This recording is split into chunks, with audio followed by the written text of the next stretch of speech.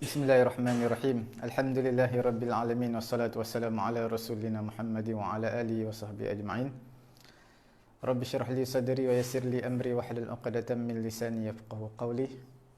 Alhamdulillah, kita sambung dalam pengajian ilmu usul fiqh mudah, iaitu dalam bab sadduz zari'ah. Sadduz zari'ah, kita akan lihat definisi maksud sad dan juga az-zari'ah. Zari'ah adalah singular, plural dia adalah zara'i'. Zara'i', ini adalah plural, jamak, ini adalah singular, zari'ah. Kita lihat apakah dia masukkan sad. Kalau dalam ilmu nahwu dipanggil sadda masadda, iaitu kita panggil qama maqam. Sad ini dalam ilmu usul fiqh, dari sudut definisi bahasanya, bermaksud al-ighlaq. Ighlaq mana kunci, tutup. Okey, mengunci, menutup. Zari'ah adalah singular, zara'i' adalah plural. Apa maksud zari'ah dan juga zara'i'? Maksudnya sabil ataupun wasil, perantaraan, jalan perantaraan, iaitu al-wasilah allati yatawassalu biha ila syai', iaitu zari'ah ini satu perkara yang nak sampai kepada ghayah, kepada destinasi, puncak dia. Jalan nak sampai ke sana, jalan itu dipanggil sebagai zari'ah ataupun zara'i'. Sama ada nak sampai ke destinasi ataupun ke puncak ini, jalan tersebut dipanggil zari'ah ataupun zara'i'. Kemuncak ini sama ada atas nama maslahat ataupun atas nama mafsadah. Cuma secara ghalib kebiasaannya digunakan zara'i' di sisi ulama-ulama usul ini adalah untuk mafsadah. Mafsadah ni untuk kerosakan. Okey. Kita lihat. Ini satu jalan dan ini dipanggil sebagai sasaran ataupun ghayah. Maka ghayah ini ada dua. Ghayah ini sebenarnya ada dua. Satunya adalah dipanggil sebagai maslahah. Okey. Satu lagi dipanggil sebagai mafsadah. Maslahah ini makna kebaikan. Mafsadah makna kerosakan. Jalan nak sampai kepada maslahat ataupun jalan nak sampai kepada mafsadah, jalan inilah dipanggil sebagai zari'ah ataupun dipanggil sebagai apa? Wasilah. Dua-dua makna sama. Okey? Zari'ah ataupun wasilah. Jalan nak sampai kepada salah satu daripada kedua ni. Jadi bila dipanggil nak sampai kepada maslahat, wasilah nak sampai kepada maslahat, itu dipanggil sebagai fathuz zari'ah. Jalan wasilah nak sampai kepada mafsadah, itu dipanggil sebagai sadduz zari'ah. Okey.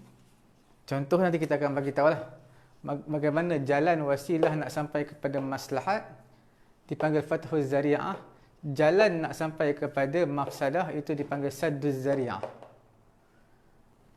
Kita akan bagi contoh selepas daripada ni. Cuma kita nak bagi nampak gambaran dahulu. Okey.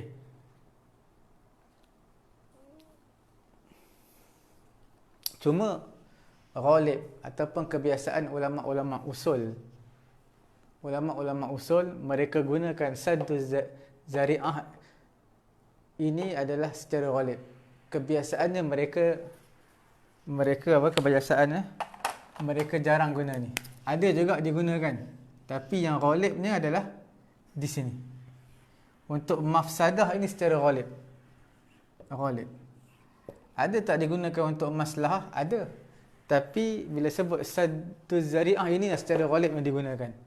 untuk mafsadah. Wasilah ke mafsadah itu dipanggil sebagai sadduz zari'ah. Okey. Ini yang selalu digunakan dalam usul. Walaupun wasilah nak kepada maslahah dipanggil fathuz zari'ah ada, tetapi tak sebanyak sadduz zari'ah.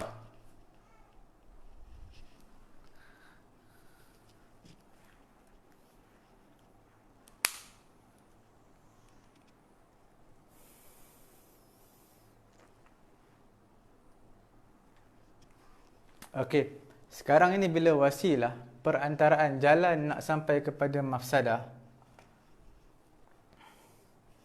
jalan ini membawa datang kepada mafsadah.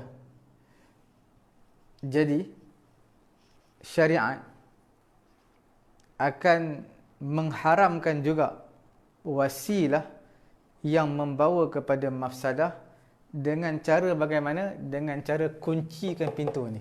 Dia kunci pintu ni. Kita panggil apa? Di sini kita panggil ighlaq. Ighlaq maknanya kunci. Tutup. Bila mana ini dah benda yang rosak, benda yang merosakkan, mafsadah, benda yang membinasakan. Bila nak sampai kepada benda yang binasa, maka Allah Subhanahu Wa Taala jalan nak kepada benda binasa ni juga Allah Taala telah haramkan. Okey?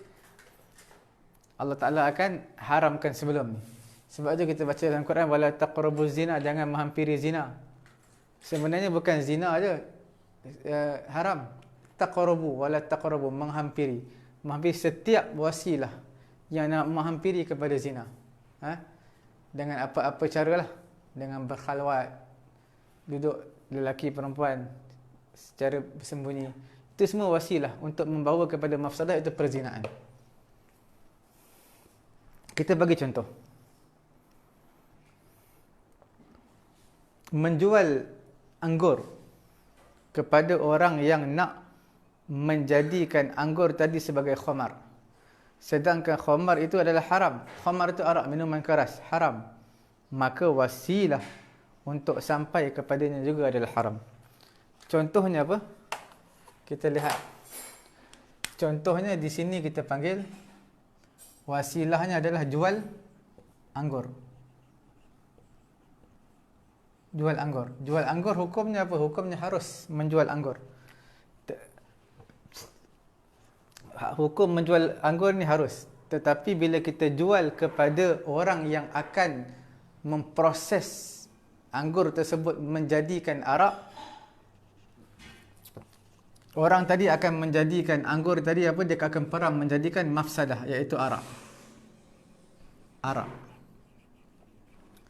Jadi menjual anggur ni harus, tetapi menjual kepada orang yang akan menjadikan arak, anggur tadi arak, iaitu mafsadah, arak, rosak. Menjual anggur ini juga hukumnya haram kepada orang yang menjadikan anggur tadi arak. Peram anggur sampai jadi arak, kemudian dia minum ataupun dia jual. Maka orang yang jual anggur ni haram. Kena ingat, bukan jual anggur itu haram secara mutlak.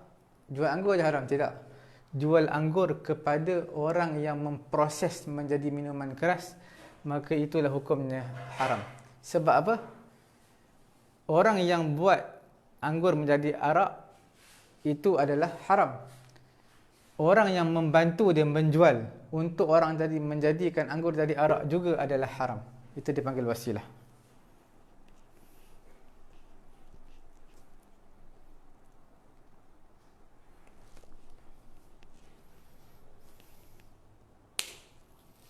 Okey. Contoh yang lain. Apa contoh yang lain? Iaitu tunang di atas tunangan. Tunang atas tunangan.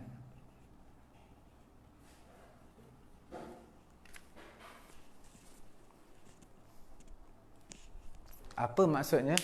Seseorang yang telah bertunang, seorang perempuan yang telah bertunang, tiba-tiba ada orang lain nak bertunang di atas tunangan perempuan tadi.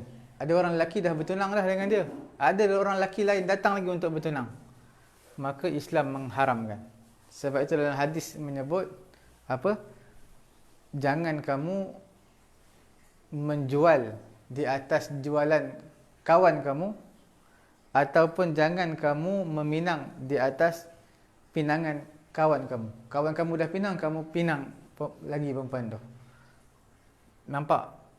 Sebab apa Islam mengharamkan, walaupun nas mengharamkan? Sebab apa nas haram? Disebabkan kaedah ini, iaitu sadd az-zari'ah.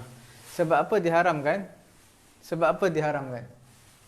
Kerana mafsadah yang akan bawa, kerosakan yang akan bawa apa dia? Iaitu at-tabaghud. Apa dia? At-tabaghud. At-tabaghud ini adalah maksudnya membawa kepada kebencian, permusuhan, al-adawah, kebencian, dendam. Sebab bila perempuan dah bertunang, orang lelaki dah bertunang dengan dia, datang orang lelaki lain bertunang lagi. Jadi apa mafsadah yang akan berlaku, iaitu tabaghud, akan berlaku saling benci membenci, permusuhan, pergaduhan dan sebagainya. Nampak di sini mafsadah yang akan berlaku adalah tabaghud ataupun al-adawah, kebencian, permusuhan, dendam kesumat.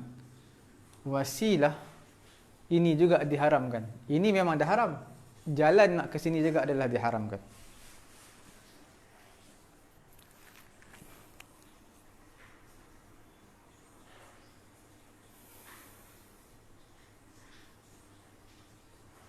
Okey. Contoh apa lagi yang lain? Contoh yang lain banyak sebenarnya, contoh-contoh yang lain. Contoh yang lain. Seseorang yang nikah sebelum habis iddah. Nikah sebelum habis iddah.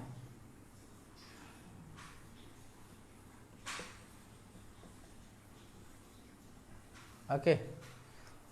Hukumnya apa? Hukumnya haram. Sebab apa nikah sebelum habis iddah hukumnya haram? Kerana akan berlaku di sini persetubuhan, akan berlaku apa? Persetubuhan yang haram.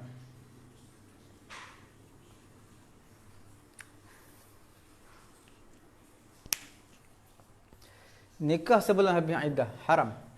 Sebab apa haram? Sebenarnya walaupun bernikah saja, tapi tak bersama lagi, tak bersetubuh lagi, tidak bersama, hanya menikah, tapi tunggu habis iddah baru bersama, tetap haram. Kerana mafsadah dia apa? Mafsadah dia adalah takut berlaku persetubuhan, takut berlaku takut dia bersama. Bila bersama sebelum habis iddah memang tak boleh. Bersama lelaki perempuan sebelum habis iddah memang tak boleh. Bila bersama ni tak boleh, maka menikah pun tak boleh. Kerana takut-takut bila menikah terus bersama. Nampak? Wasilah nak, asalnya yang mafsadah, yang rosaknya adalah persetubuhan. Tetapi di sini nikah. Walaupun nak nikah dulu, tak bersama lagi, tunggu habis iddah, tetap nikah tersebut adalah tidak dibenarkan atas hukum kaedah sadd az-zari'ah ataupun nas daripada Quran, wala ta'zimu uqdatan nikahi hatta yablughal kitabu ajalah, dalam surah Al-Baqarah juzuk yang kedua. Okey.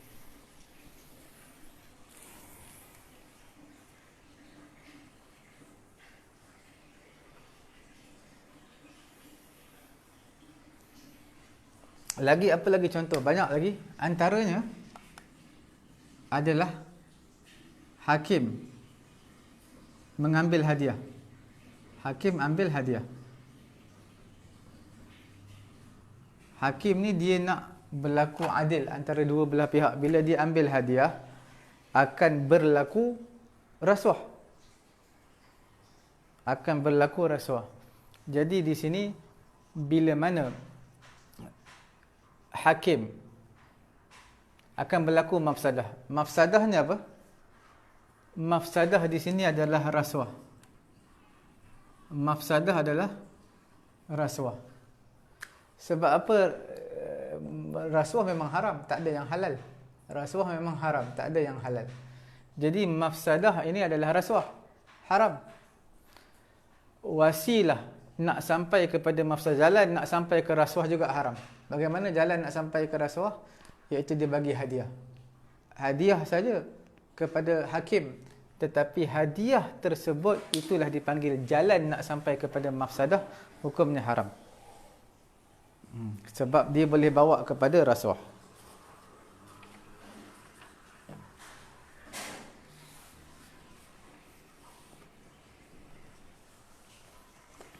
Contoh yang paling mudah, lelaki perempuan duduk bersama. Haram. Sebab apa haram? Di sini mafsadah dia apa? Akan berlaku zina. Wasilah dia apa? Wasilah dia khalwah. Berkhalwat lelaki dan perempuan. Okey.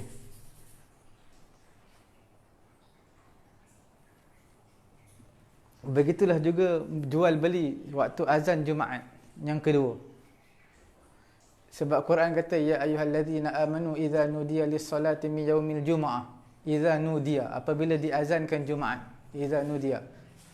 Bila azan Jumaat, dilaungkan azan Jumaat, fas'au, bersegeralah. Mapak bila azan Jumaat bersegeralah. Jual beli haram pada azan yang kedua. Kerana apa? Kerana lepas azan kedua terus khutbah dan terus akan dilaksanakan solat. Bila berjual beli takut terlepas untuk menunaikan solat Jumaat. Itu dipanggil saddu zari'ah.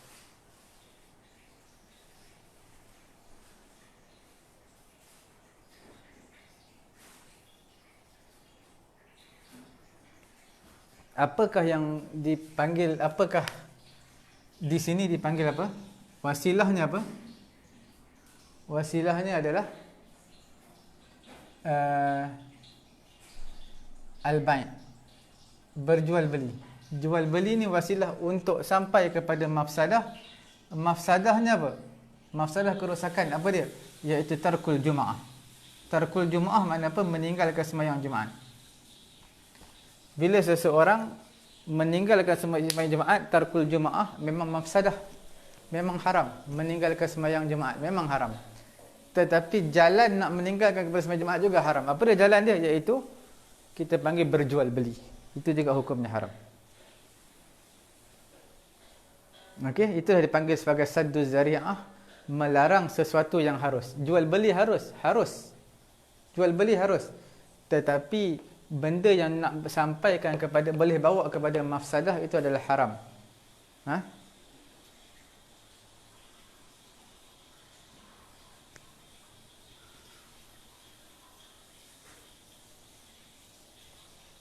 Mengambil hadiah, hukumnya harus.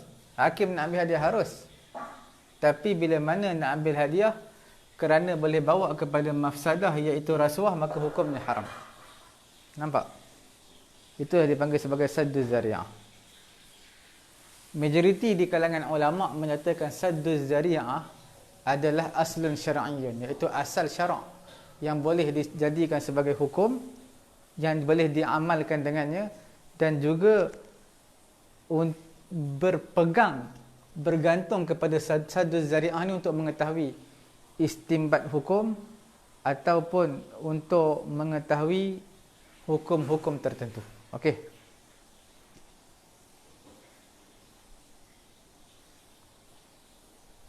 Ini habis kita bagi tentang definisi dan juga contoh. Setakat ni boleh faham, tak ada apa-apa masalah. Seterusnya kita akan masuk mengenai dengan alaqah. Alaqah ni apa? Makna relation, hubungan. Hubungan antara siapa? Hubungan antara saddu zari'ah dengan maqasid. Maqasidus syariah.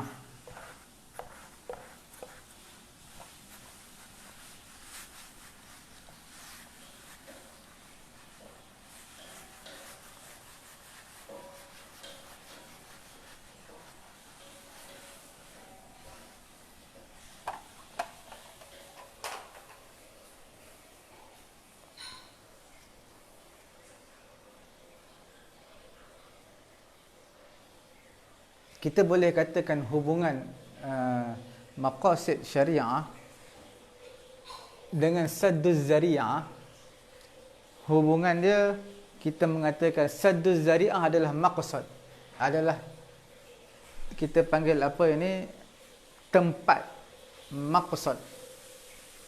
Maqasid plural, jamak, singular adalah maqsad. Okey.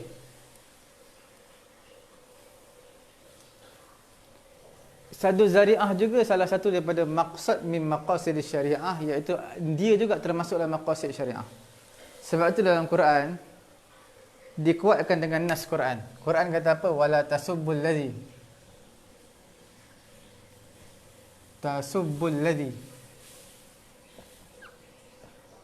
yad'una min dunillah fayasubbullaha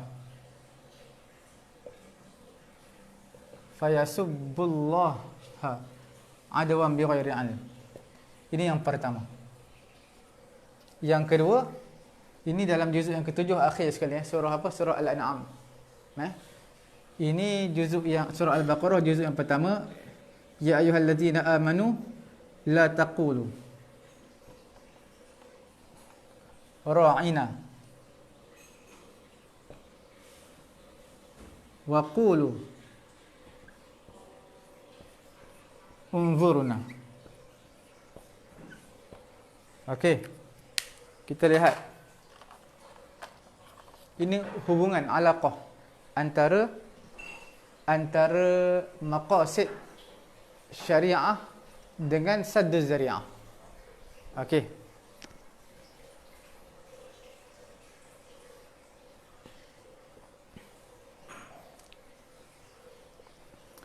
Wala tasubbul ladzi, janganlah kamu mencela orang yang yad'una min dunillah, yang sembah selain daripada Allah. Yad'un ni makna doa. Da'a yad'u makna doa.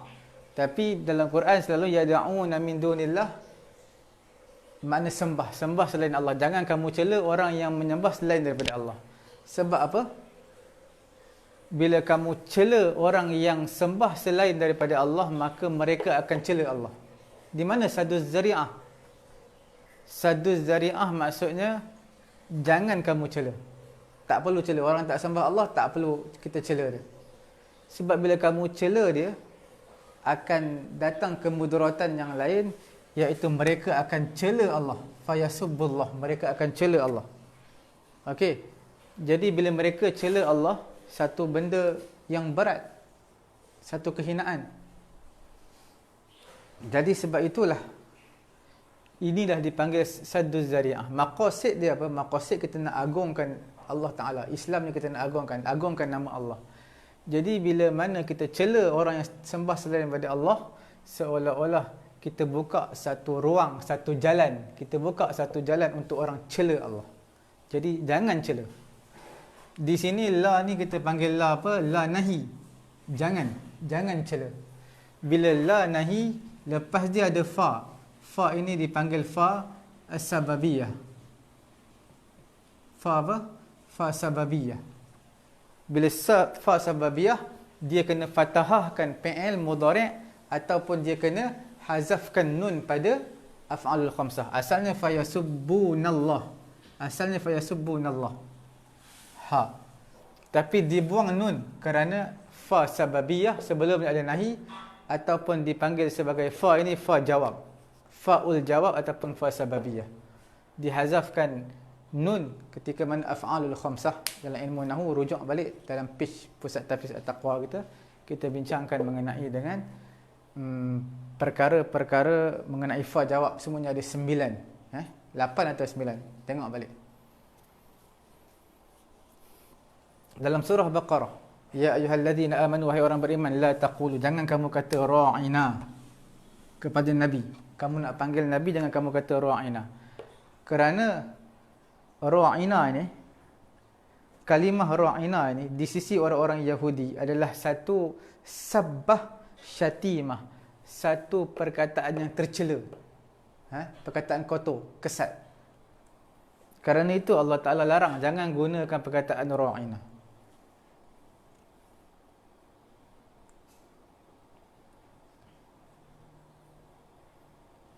Kerana nak melarang mereka daripada mendapat Nabi mendapat kehinaan.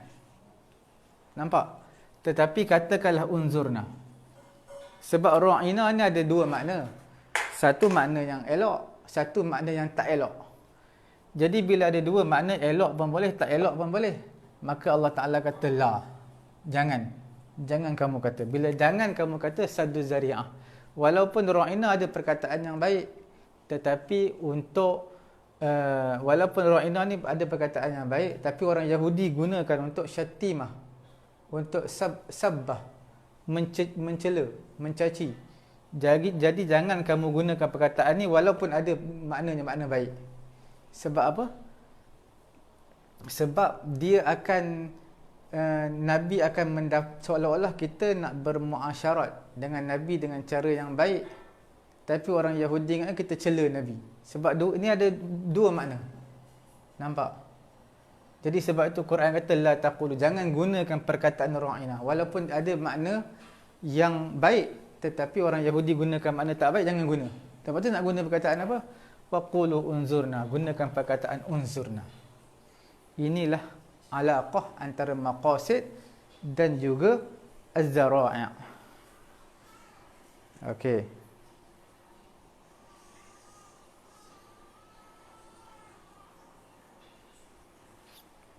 Sebab bila kita gunakan juga ra'ina, seolah-olah kita telah membuka satu ruang yang akan menghina Nabi. Begitu juga dengan ni, bila mana kita mencela orang yang sembah selain daripada Allah, kita telah buka satu ruang untuk orang mencaci Allah. Sekali kita tutup. La. Jangan.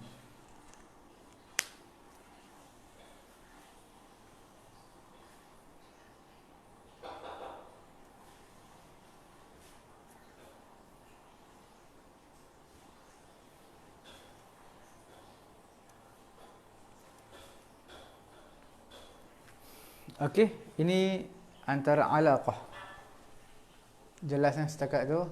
Sekarang kita lihat, kita akan habiskan insya-Allah dalam bab perbincangan kita dalam bab saddu zari'ah ini.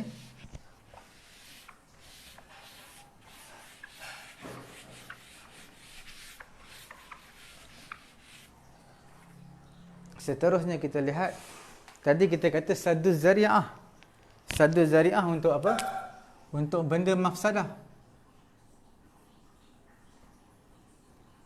Satu lagi dipanggil apa? Satu lagi dipanggil sebagai fathuz zari'ah.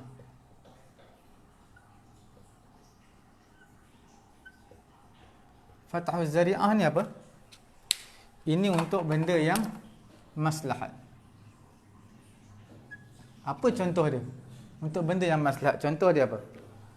Contohnya seperti mana kita kata azan.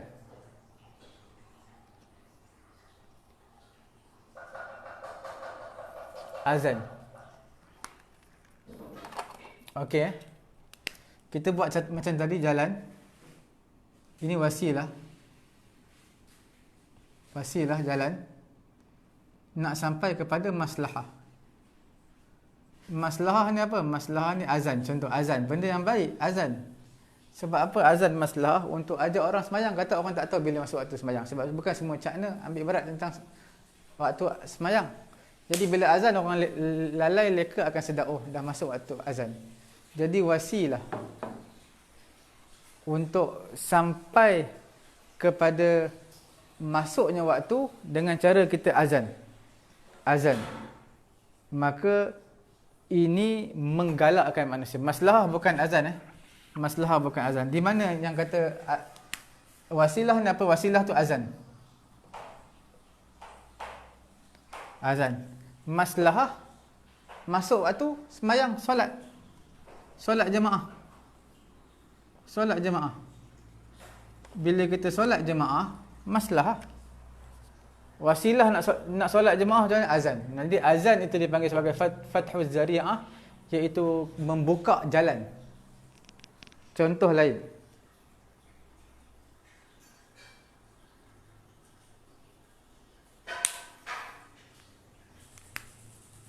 Contoh lain. Apa contoh lain? Iaitu kita nak bagi faham manusia, nak memberi faham agama, beri faham agama. Beri faham agama. Kan itu maslahah. Beri faham agama kepada manusia itu maslahah.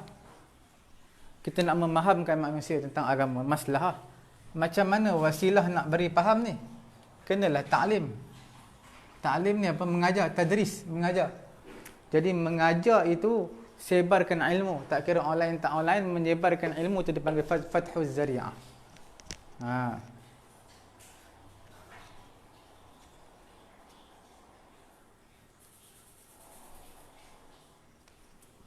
Contoh lain maslahah ni apa? Contoh lagi maslahah ta'affuf. Ta'affuf ni apa? Menjaga maruah diri daripada zina. Jaga maruah diri, tahan nafsu. Apa wasilah nak ta'affuf ni? Ta'affuf benda baik, jaga maruah diri. Apa wasilah untuk ta'affuf? Iaitu rendahkan harga mahar, rendahkan mahar kahwin, mas kahwin. Rendahkan mas kahwin. Lagi mudahkan perkahwinan. Itulah dipanggil sebagai wasilah. Contoh yang lain, maslahah untuk menjaga nyawa, untuk selamat daripada kemalangan. Maslahah apa? Menjaga nyawa, selamat daripada kemalangan. Apa wasilah nak selamatkan nyawa? Maka bawa kereta perlahan-lahan. Nampak? Sebab itu fathuz zari'ah ini, ulama menyatakan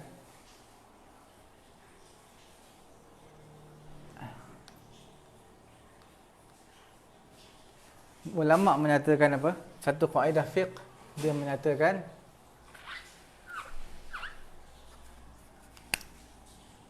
ma la yatimul wajib illa bihi fahuwa wajib. Okey? Ma la yutimul wajib illa bihi fahuwa wajib. Sesuatu yang tak sempurna kewajipan melainkan dengan kewajipan tersebut, maka kewajipan itu hukumnya wajib. Macam mana maslahat kita nak selamatkan nyawa manusia, macam mana kita nak selamatkan daripada berlaku kemalangan, tak dapat tidak, menyelamatkan nyawa manusia wajib. Menyelamatkan nyawa manusia wajib. Menyelamatkan daripada berlaku kemalangan wajib. Wasilah jalan nak berlaku perkara tersebut adalah dengan perlahankan kenderaan. Perlahankan kenderaan juga hukumnya wajib. Perlahankan kenderaan makna bawa kenderaan mengikut berapa kilometer sejam yang telah dikadarkan oleh pihak autoriti lah.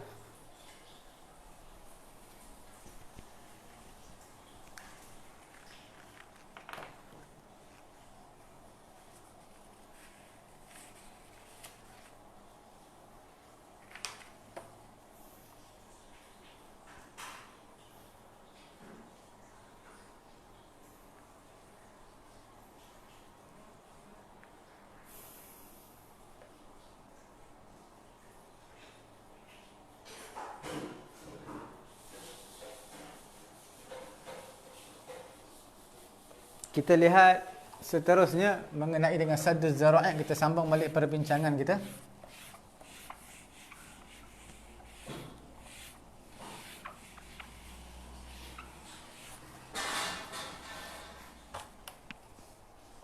Okey, kita lihat perbuatan yang membawa kepada mafasid, mafsadah. Di sisi ulama terbahagi kepada dua. Satu, perbuatan yang diharamkan, yang membawa kepada mafsadah itu sendiri, ataupun perkara yang harus, yang disyariatkan cuma dia bawa kepada haram, itu juga hukumnya haram. Contoh, kita bagi tahu, sebenarnya dah merangkum dalam contoh yang kita buat tadi. Tak apa, bila sebut tentang sadduz zari'ah terbahagi kepada dua. Satu, kita panggil af'alul muharramah.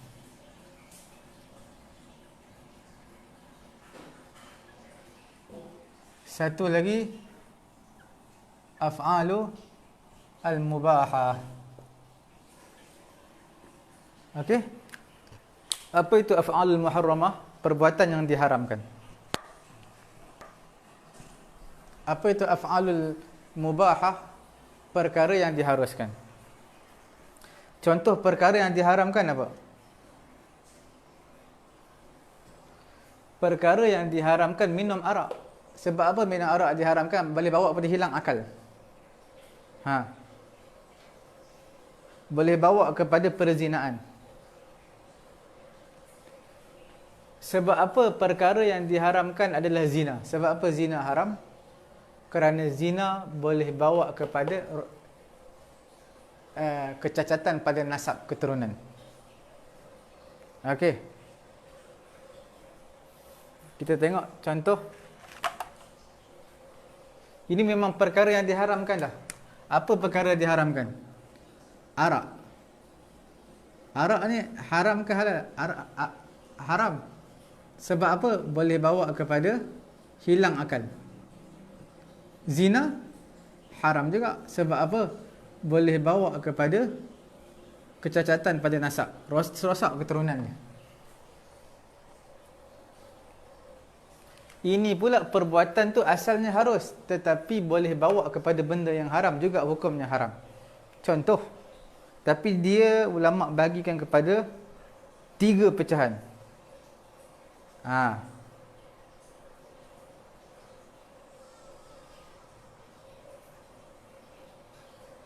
Kepada 3 pecahan. Ini ulama bagikan kepada 3 pecahan. Pecahan yang pertama dipanggil sebagai jarang-jarang. Jarang-jarang. Okey, contoh macam mana jarang-jarang ni?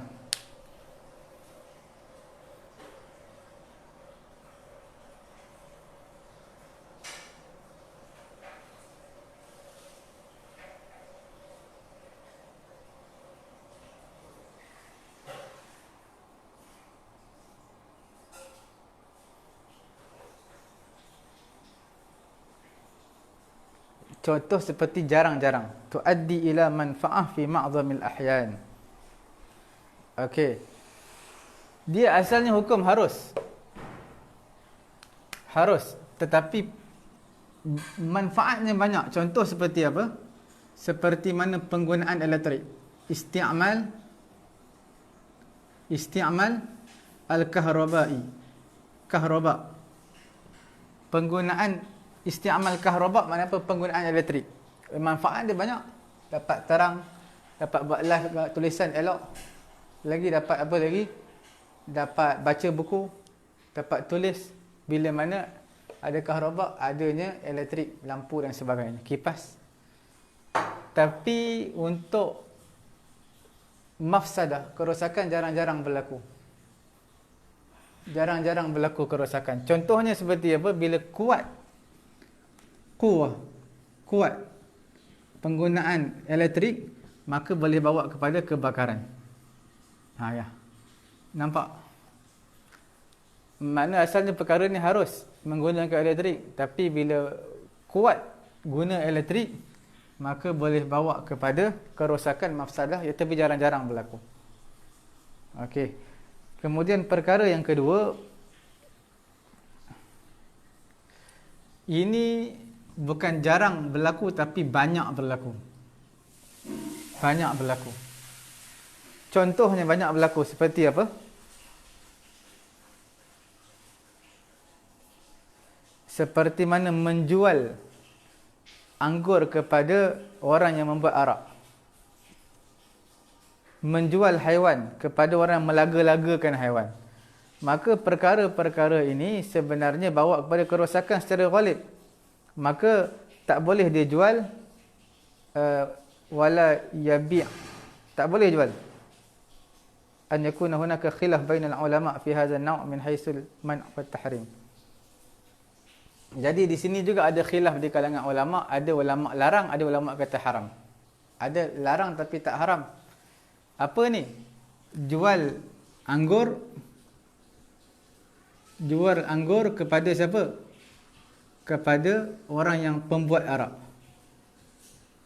Pembuat arak. Ini banyak apa? Banyak kemudaratan. Banyak kita panggil kemudaratannya banyak. Ataupun besar mafsadahnya, kemudaratannya besar. Okey. Walaupun jual anggur ni sebenarnya harus, tetapi banyak berlaku kerosakan bila menjualkan anggur kepada si pembuat arak. Yang ketiga, yang terakhir, yang ketiga,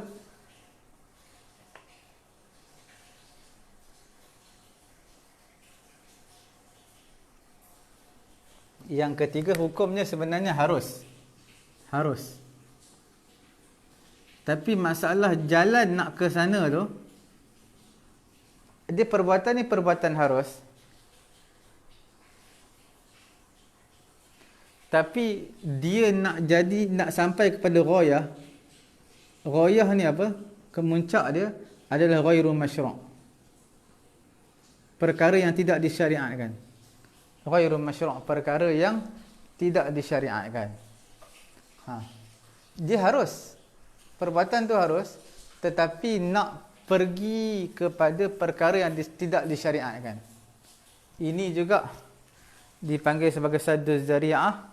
Contohnya seperti nikah tahlil. Nikah harus tak? Nikah harus. Tak jadi masalah. Boleh, tak haram. Tapi kemuncak ghayah dia apa? Untuk ghairu masyru', iaitu kita panggil apa? Yang tidak disyariatkan. Untuk menghalalkan perempuan yang telah ditalak 3. Kita panggil Cina buta. Cina buta. Perempuan telah diceraikan talak 3. Suami dia nak balik. Bagaimana? Suami dia nak balik, iaitu disuruh orang lain nikah kemudian cerai. Jadi ambil orang lain suruh menikah kemudian cerai, itu dipanggil seolah-olah tahlil. Ghairu masyru', menghalalkan, untuk menghalalkan semata-mata. Nampak? Di sini ulama berbeza pendapatlah. Kemudian bai'ul 'ainah. Bai'ul 'ainah ni kita tahulah, dua belah pihak, seorang jual, seorang beli. Seorang jual, seorang beli. Kemudian dia jual kepada kawan dia. Dia bagi tahu kat kawan dia, aku jual kat kamu, lepas ni kamu kena jual kat aku balik. Itu bai'ul 'ainah. Ini mahallun niza', iaitu kita panggil apa? Tempat perbahasan di kalangan ulama lah. Memang satu ruang lingkup yang besar perbahasan di kalangan ulama.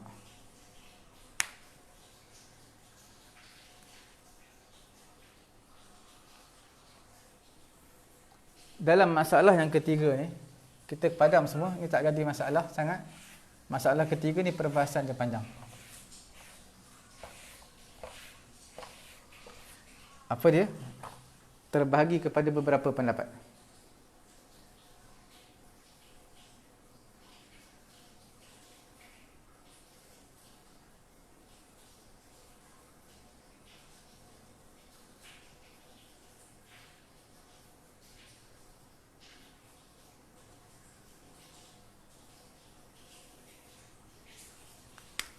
Imam Malik dalam mazhab Malikiyah, pendapat pertama lah Malikiyah, dan juga Al-Hanabil, anak Al-Hanabilah.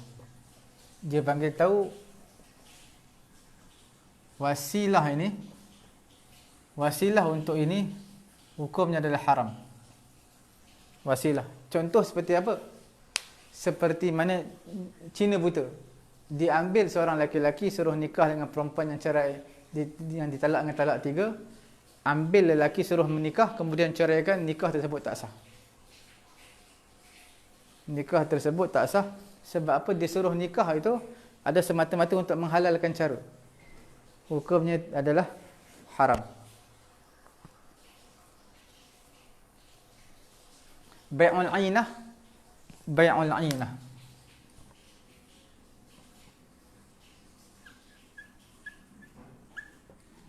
Apa itu bai'ul 'ainah? Orang A jual kepada orang B. Okey? Dia jual dengan harga 10,000. Tapi 10,000 ni hutang. Hutang.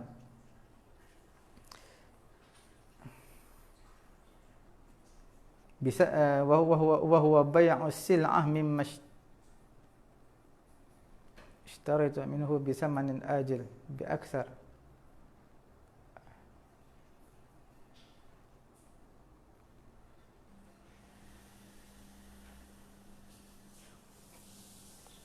Okey. Orang A dia beli barang daripada orang B. Dia beli. Orang A beli. Dia beli barang daripada orang B. Dia beli berapa? RM10,000. Bayar cash ke tak cash ni?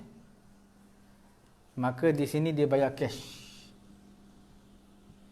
Barang tersebut orang B jual balik kepada orang A.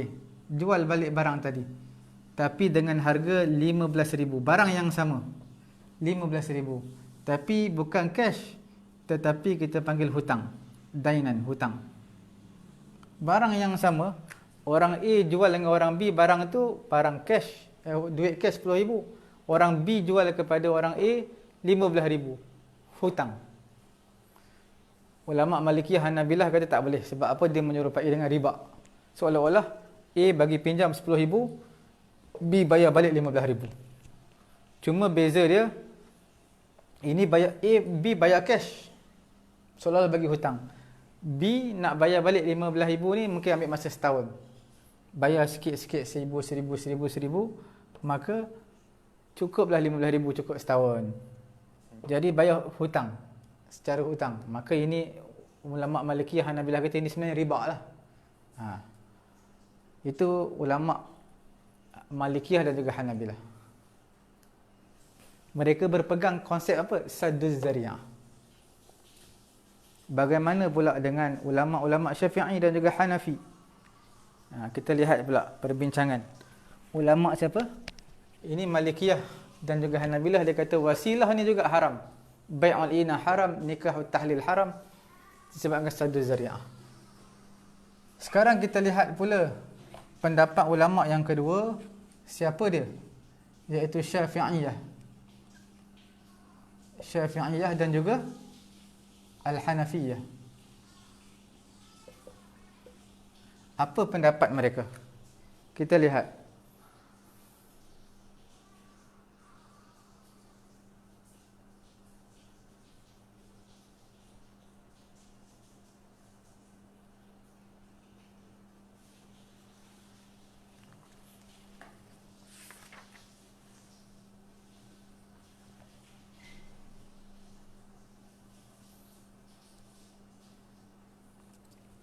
Mereka kata bai'ul ainah ataupun nikah tahlil. Nikahut tahlil. Okey? Lagi bai'ul inab. Bai'ul inab apa? Jual anggur kepada si pembuat arak. Okey, apakah pendapat ulama Syafi'i dan juga Hanafi? Apakah golongan ni kata apa? Dia kata wasilah untuk sampai kepada ghairu masyru', benda yang tidak disyariatkan. Dia kata contoh bai'ul ainah, hukumnya harus, tidak haram. Hukumnya sah. Akad tersebut akad yang sah. Contoh menjual anggur. Dia jual anggur kepada siapa? Kepada orang yang kilang arak. Hukumnya sah sebab dia jual buah, bukan jual arak, jual buah. Hukumnya sah. Walaupun dia tahu kilang ni memang kilang arak, tak buat benda lain dah. Tapi mereka menyatakan hukumnya berdosa. Berdosa. Dalam mazhab Syafi'i dan juga Hanafi, menjual anggur kepada kilang arak hukumnya berdosa tetapi sah. Maknanya haram, berdosa, haram dan sah, sahih. Sebab apa haram dan sah? Kerana dia sempurna syarat dia. Dia jual anggur, bukan jual benda yang najis, bukan jual arak dan sebagainya. Bai'ul ainah, cukup syarat ni jual beli, bukan pinjaman. Nampak? Dia tulis ni beli, jual beli, bukan pinjaman. Jadi hukumnya sah. Lihat kepada literal. Nikah tahlil, dia nikah walaupun untuk menghalalkan perempuan dicerai dengan talak 3. Nikah, syarat cukup, saksi ada, wali ada, semua ada, sah. Cumanya tak terlepas, hukumnya sah nikah tersebut, tapi tak terlepas pada berdosa dan juga haram. Sebab apa? Berkompromi dalam melakukan dosa.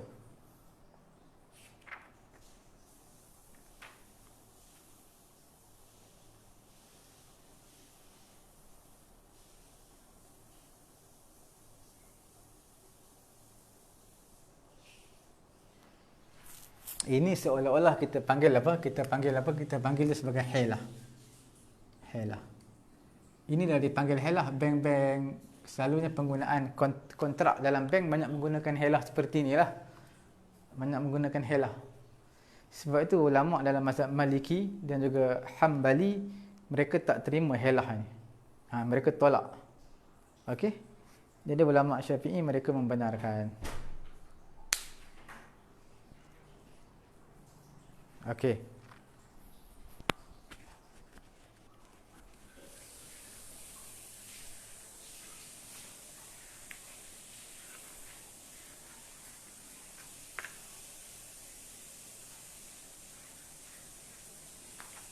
Yang terakhir pada pagi yang mulia ini, kita lihat saddu zari'ah ni sabit tak dengan hujjah di antara empat mazhab. Okey. Boleh jadikan hujjah ataupun tidak.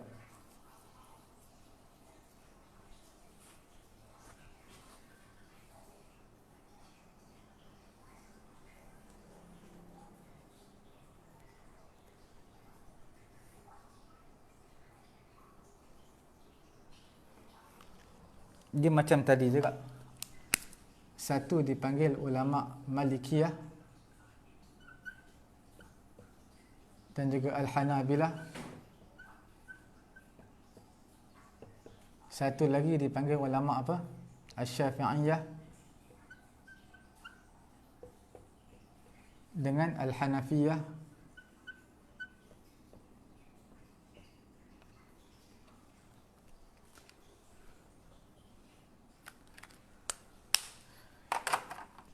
Mereka menjadikan hujjah saddu zara'i. Saddu zara'i dijadikan hujjah. Syafi'i, Hanafi tidak dijadikan hujjah. Makna saddu zari'ah ni bukan hujjah. Okey. Walaupun kita lihat dalam kitab-kitab Syafi'i dan juga Hanafi, walaupun mereka tak jadikan sebagai hujjah, saddu zari'ah bukan hujjah. Tetapi dalam kitab mereka, dalam beberapa furu' masalah, mereka berpegang juga dengan saddu zari'ah. Walaupun secara asal dalam usul Syafi'i Hanafi tidak berpegang sumber saddu zari'ah. Okey?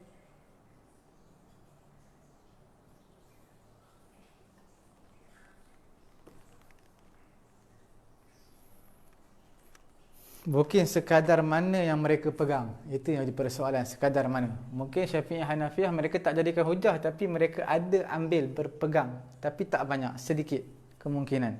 Ataupun berpegang itu tidak ketatlah, longgar.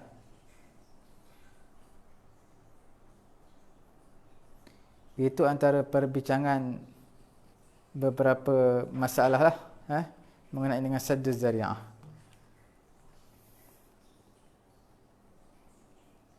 Dalam Quran kita sebut tadi wala tasubbul ladzina yad'una min dunillah. Dalam hadis Nabi SAW tak nak bunuh orang-orang munafik. Sebab apa tak nak bunuh? Saddu zari'ah. Nabi tak nak bunuh. Sebab apa? Sebab takut orang kata anna Muhammadan qad yaqtulu ashabahu. Kerana Nabi takut nanti orang-orang kafir kata Muhammad bunuh sahabat dia. Padahal Muhammad bukan bunuh sahabat, bunuh orang munafik. Tapi takut menjadi kecaman. Itu dipanggil saddu zari'ah. Jangan bunuh orang munafik.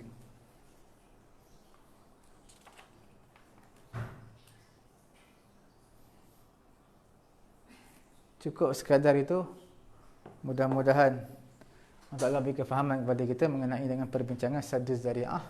Adakah boleh dijadikan sebagai dalil ataupun tidak. Wallahu subhanahu wa ta'ala a'lam.